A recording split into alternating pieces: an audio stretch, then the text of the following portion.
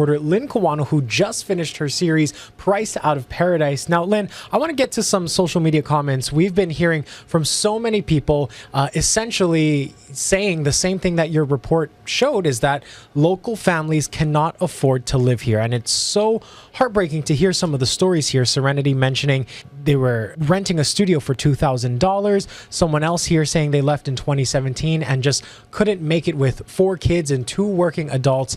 And Tiffany basically saying here that no matter what happens, it seems like Hawaii will never be enough to sustain the native population.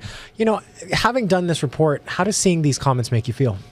I think that they are seeing what we are reporting, and we've been reporting on this for many years now, right? Priced Out of Paradise. We've been saying it over and over and over again, but to hear from actual people, and I think that is what I really enjoyed about doing this series, is we got to hear from those people. They're not just people leaving, it's how have they been doing since they've been there. Some of them have been there 10, 20 years, and they said they have no desire to come back, not permanently. They love to come back, see the family, they love to come back and go to the beach, but they're not gonna move back home.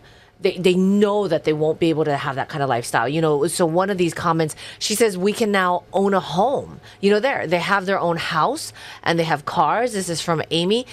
These are things that are difficult in Hawaii. Sometimes you have to juggle. You have to move around when you pay your rent or when you make that car payment, just so that it can all fit and you can have money left over to buy food. It's hard. I think some of the people too, when I read these comments, they're surprised that these people are doing so well, right? We like to say, lucky we live Hawaii, and we are lucky we live Hawaii.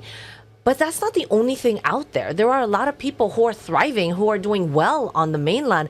And it's hard for some people to see that, hey, I could leave Hawaii and I can own a house and I can own a car and I can be happy. And I think this series has helped people see that, open their eyes. Not that we want more people to go away, just that we want them to understand it's okay if they make that decision. Yeah, it definitely is a tough decision to make, leaving everything you know and love behind. If you missed any of Lynn Kawano's Priced Out of Paradise series, you can watch it on our website, hawaiinewsnow.com. Lynn Kawano, thank you so much. Of course.